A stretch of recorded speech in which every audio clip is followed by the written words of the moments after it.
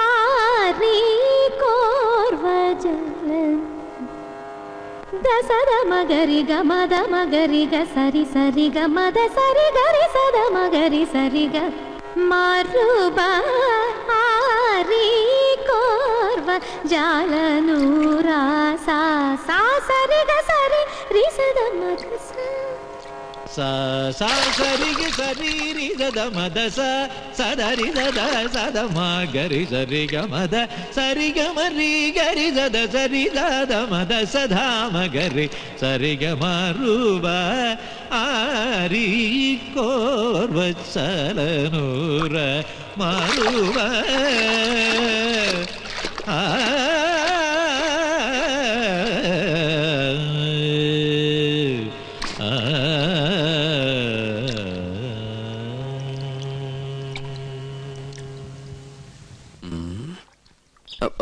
Hello. പ്രശ്നമായി ആകെ പ്രശ്നമായി. ചീത്ത മുഴുവൻ എനിക്ക്. എങ്ങനെ പറയാതിരിക്കും? ആളെ കൊണ്ടുവന്ന് ഞാനല്ലേ, ഉത്തരവാദിത്തം എനിക്കല്ലേ. താനൊക്കെ കൂടെ എന്നെ ഭ്രാന്ത് പിടിപ്പിക്കും. ആകെ വിളി പിന്നെയും ചലിച്ചു. ഇതെന്റെ പുറകെ കൂടിയിരിക്കുക. എന്റെ പോകട്ടെ പോവൂ. എന്താ പ്രശ്നം? താൻ എന്ത് വിവരദോഷ കാണിച്ചേ? ആ കുട്ടിയോട് എന്തിനാ വഴക്കുണ്ടാക്കാൻ പോയേ? ഏത് കുട്ടിയോട്? ഇവിടത്തെ ഗോപിയാ തമ്പുരാട്ടിയോട്. ആ കുട്ടി വലിയ ദേഷ്യത്തിലാ. താൻ ചെന്ന് മാപ്പ് പറഞ്ഞു. മാപ്പ് പറയാനായിട്ട് ഞാൻ എന്ത് തെറ്റാ ചെയ്തേ? ഗോവിന്ദേട്ടൻ കേൾക്കുക. ആരോ സ്വരം പാടുന്നത് കേട്ട് ഞാൻ കുളക്കടവിലേക്ക് ചെന്നു. പാടുന്നതോ തെറ്റ്. ഞാൻ പറഞ്ഞു കൊടുത്തപ്പോ ആ കുട്ടിക്കകത്ത് ഇഷ്ടപ്പെട്ടില്ല. പിന്നെയും കുട്ടി പാടി. വീണ്ടും തെറ്റി. അപ്പൊ ഞാൻ പിന്നെയും പാടി. ഉടനെ ആ കുട്ടി ഈറനോടെ കുളക്കടവി എന്ന് കയറി വന്ന് എന്നെ ഇങ്ങനെ തുറിച്ചു നോക്കി. എന്നിട്ട് കഴുത്തം വെട്ടിച്ച് ഇങ്ങനെ ഒരു പോക്ക എന്റെ കണ്ണുള്ളി. കണ്ടുവല്ലേ? ഈറനോടെ കണ്ടുവല്ലേ? എന്നാ അതായിരിക്കും കുഴപ്പമായത്. എന്തായാലും സംഗതി തിരുമനസിന്റെ ചെവിട്ടിൽ തിരികണു. എല്ലാ തമാശയാ. ഒരു ലോകൈക സംഗീതജ്ഞൻ വന്നിരിക്കുന്നു. പൂജ ചെയ്യാൻ എത്തിയതെങ്കിൽ അത് ചെയ്താ പോരെ. എന്നെ പാട്ട് പഠിപ്പിക്കാൻ അയാൾ ആരാ? പഠിപ്പിച്ചതൊന്നുമല്ല, തെറ്റിയപ്പോ ഒന്ന് തിരുത്തിന്ന് മാത്രം. തെറ്റ് തിരുത്താൻ ഇയാൾ ആരാ? ത്യാഗരാജസ്വാമികളോ? മാപ്പ് പറഞ്ഞ പ്രശ്നം തീർത്തേക്ക്. തെറ്റ് ചെയ്തവർ പറയേണ്ടതല്ലേ മാപ്പ്? ഒരു തമ്പുരാട്ടിക്കുട്ടിയോട് ഇങ്ങനെയാ സംസാരിക്കുക? തിരുവായിക്ക് എതിർവാ ഇല്ലേ എന്നറിയില്ലേ തനിക്ക്? ഇയാളോട് എങ്ങോട്ടെങ്കിലും ഒന്ന് പോവാൻ പറയാൻ തിരുമനസേ, ദയവ് ചെയ്ത് ഒന്ന് മാറി നിൽക്കൂ. മാറി ഇന്നാ ഇതിൽ ഇടപെടാൻ പറ്റുമോ? പരശുതമ്പൂരി ഇതിൽ ഇടപെടണ്ട. കുട്ടികൾ തമ്മിലുള്ള കാര്യം അവര് തീർത്തോളും. ഞാൻ ചെയ്തത് തെറ്റാണെങ്കിൽ വലിയ തിരുമനസ് പൊറുക്കണം. അങ്ങനെ അങ്ങ് പോകാൻ വരട്ടെ. ഇത് ഞാനും നിങ്ങളും തമ്മിലുള്ള പ്രശ്ന. തിരുമനസ് പുറത്തിട്ട് കാര്യമില്ല. സംഗീതത്തിൽ അത്ര വലിയ കേമനാണെങ്കിൽ നമുക്കൊന്ന് മത്സരിക്കാം. ഞാൻ തോറ്റ തെറ്റെന്റേത്. ഞാൻ നിങ്ങളോട് മാപ്പ് പറയും. ഞാൻ ജയിച്ച തെറ്റ് നിങ്ങളുടേത്. നിങ്ങൾ എന്നോട് മാപ്പ് പറയണം. മത്സരത്തിനൊന്നും ഞാനില്ല. എന്താ പേടിച്ചിട്ടാണോ? ഞാൻ പോയില്ലേ? എന്താടോ മത്സരിച്ചൂടെ? ആര് ജയിച്ചാലും തോറ്റാലും സംഗീതല്ലേ, കേക്കാലോ. നോക്കാം. എങ്കിലും ഒരുക്കങ്ങളായിക്കോട്ടെ.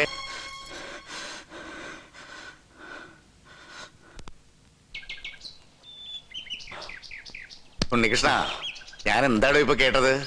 ക്ഷമിക്കണം, ഞാൻ അറിയാതെ. അറിയാതെയോ? അസലായിരിക്കണോ തന്റെ പാട്ട്? ഇത്രയൊക്കെ കയ്യിലുണ്ടായിട്ടും എന്തേ നേരത്തെ പാടിയില്ല? അത് പിന്നെ പറയടോ. ആ കുട്ടി തോറ്റാല് ഈ കൊട്ടാരം തോറ്റ പോലെയല്ലേ? ഗോപികയുടെ സന്തോഷമല്ലേ എല്ലാവർക്കും വേണ്ടത്? ആ കുട്ടിക്ക് നന്മയുണ്ടാവാനല്ലേ ഈ പൂജയും യാഗമൊക്കെ ചെയ്യാൻ എന്നെ കൊണ്ടുവന്ന്. ഞാനായിട്ട് ആ കുട്ടിയെ വിഷമിപ്പിക്കാൻ പാടില്ല. വലിയവനാടോ താൻ, ഈശ്വരാനുഗ്രഹമുള്ളവൻ. നന്നായി വരട്ടെ. അഹങ്കാരം കാണിച്ചതിന് ശബയ്ക്കൊന്നും ഭയം ഉണ്ടായിരുന്നു. എനിക്ക് സന്തോഷായി മുത്തശ്ശൻ. താൻ എന്താ വിളിച്ചേ? മുത്തശ്ശാന്നോ? മുത്തച്ഛൻ അത്ര മുത്തച്ഛൻ. ആരുടെ മുത്തച്ഛൻ? തമ്പുരാന്റെ കോപം അറിയോ തനിക്ക്? നാവടക്കുക. അടക്കി. അറിയാതെയാണെങ്കിലും ആദ്യമായിട്ട് എന്നെ നാവെടുത്ത് വിളിച്ചത് മുത്തശ്ശാന്നല്ലേ? ഇനി അങ്ങനെ തന്നെ വിളിച്ചാ മതി. ഞാൻ കണ്ടിട്ടില്ലെങ്കിലും തന്റെ പ്രായമുള്ള ഒരു കൊച്ചുമോൻ എനിക്കുണ്ട്. പേര് പോലും അറിയില്ല, ആരോടും ചോദിച്ചിട്ടുമില്ല. ഞാൻ പറഞ്ഞിട്ടില്ലേ കൊട്ടാരത്തിൽ നിന്ന് ഇറങ്ങിപ്പോയ ഒരു മകളെ കുറിച്ച്? അവളുടെ മകൻ. അവരെയൊക്കെ കാണണമെന്ന് തോന്നിയിട്ടില്ലേ മുത്തശ്ശന്? മോഹം ഇല്ലാണ്ടിരിക്കുവോ? ഒരു വശത്ത് സ്നേഹം തോന്നുമ്പോ മറുഭാഗം ചിന്തിക്കും. മനസാക്ഷിയില്ലാതെ വരുത്തി വെച്ച അപമാനം അന്നേരം എല്ലാം മറക്കും. ജാതിയുടെ മതിൽക്കെട്ടുകൾ പൊളിഞ്ഞു വീണ കാലം വരും. അന്ന് ഒന്നിക്കും എല്ലാരും. പക്ഷെ അന്ന് ജീവിച്ചിരിക്കുവോ?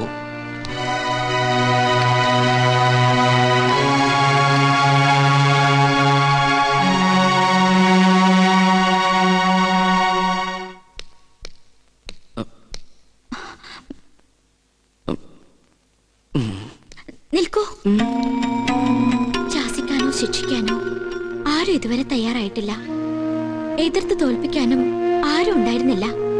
അതുകൊണ്ട് ആത്മവിശ്വാസം അഹങ്കാരം കൂടിപ്പോയി. മാപ്പ്. മാപ്പോ?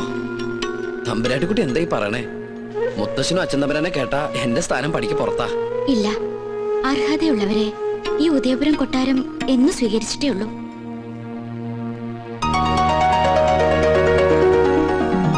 എന്റെ വിജയത്തിന് മുത്തശ്ശൻ എനിക്ക് തന്ന സമ്മാനം. ഇതിനുള്ള അവകാശം അങ്ങേക്ക് തന്നെയാ. ഇത് വാങ്ങണം. അയ്യോ, ഞാൻ വാങ്ങൊന്നുമില്ല. എന്തോ ചെറിയ തമാശ കാണിച്ച് ഒപ്പിച്ചതിന് ഇത്രയും വലിയ സമ്മാനോ? സമ്മാനായിട്ട് വേണ്ടെങ്കിൽ എന്റെ ദക്ഷിണയായിട്ട് കരുതണം.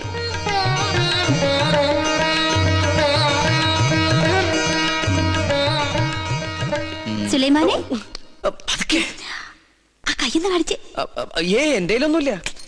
ഇത് ഇളയ തമ്പുരാട്ടി മുട്ടുകുത്തിച്ചതിന്. ഇനി കയ്യാൻ എടുത്തോട്ടെ. ശാപം.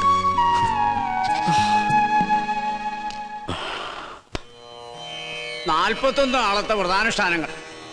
പ്രഭാതത്തിൽ ദിനവും ഗണപതി ഹോമം, ഭഗവതി സേവ.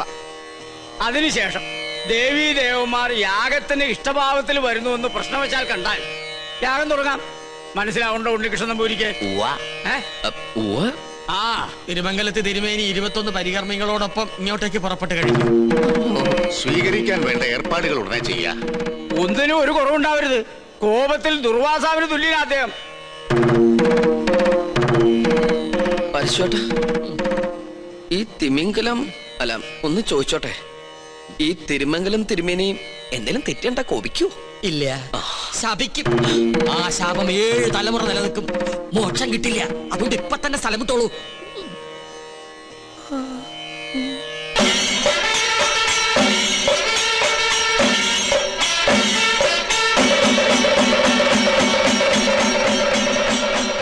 യാഗഫലം വേണ്ടത് ഈ കുട്ടിക്കാണല്ലേ?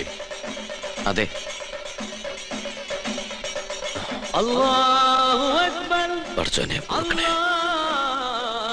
ഈശ്വരോ രക്ഷ. എഴുന്നേൽക്ക. മനസ്സർപ്പിച്ച് ഖുർആൻ പാരായണം നടത്തിയിട്ടുണ്ട് അല്ലേ? അത് അനുഗ്രഹിക്കാൻ കൈ ഉയർത്തിയപ്പോ വാങ്ങു മുഴങ്ങിയത് നിമിത്തം. ഒരു നമ്പൂരി ഖുർആൻ വായിക്കുക. മറ്റു മതങ്ങളെ അനുകരിക്കാതിരുന്നാ മതി. പഠന വിഷയമാക്കുന്നത് തെറ്റില്ല. ജ്ഞാനം കൂടും. എന്താ പേര്? ഉണ്ണികൃഷ്ണൻ നമ്പൂതിരി. കേട്ടിരിക്കണു? ആണോ? ഇത്ര ചെറുപ്പത്തിലെ പുണ്യകർമ്മത്തിന് ഗുരുസ്ഥാനം ചെയ്യാൻ ഭാഗ്യം കിട്ടിയവൻ. കൊള്ളാം. നിന്നെ എനിക്ക് ബോധ്യായി. എവിടെയാ യാഗസ്ഥലം?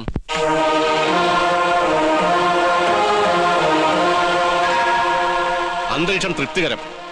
എങ്കിൽ ഉണ്ണികൃഷ്ണൻ ഗണപതി ഹോമം തുടങ്ങട്ടെ. അറിഞ്ഞിട്ട് വേണ്ടേ ഹോമം തുടങ്ങാൻ?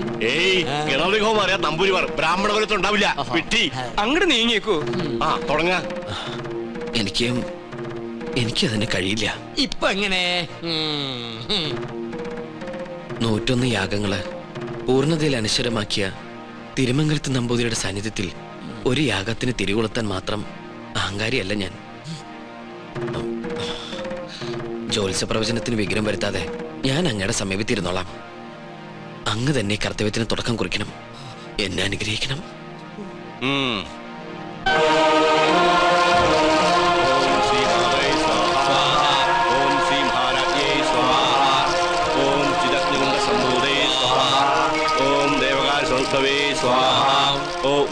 സഹസ്രാവേ സ്വാഹ.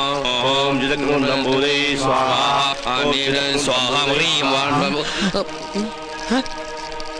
മന്ത്രം ചൊല്ലിയത് പെഴു വെച്ചിരിക്കണു. അങ്ങോട്ട് മാറി നിൽക്കുക. അദ്ദേഹം പറഞ്ഞത് കേട്ടില്ലേ? എണീറ്റ് പോവാ. ഹൈ, അശ്രീകരെ ഇറങ്ങി പോവാ. യാഗത്തിന് ശേഷം കുടുംബത്തിൽ സകല ഐശ്വര്യങ്ങളും ഉണ്ടാകുമെന്നതിനാൽ ക്ഷുദ്രശക്തികൾ അതിനെ തടസ്സപ്പെടുത്താൻ ശ്രമിക്കും.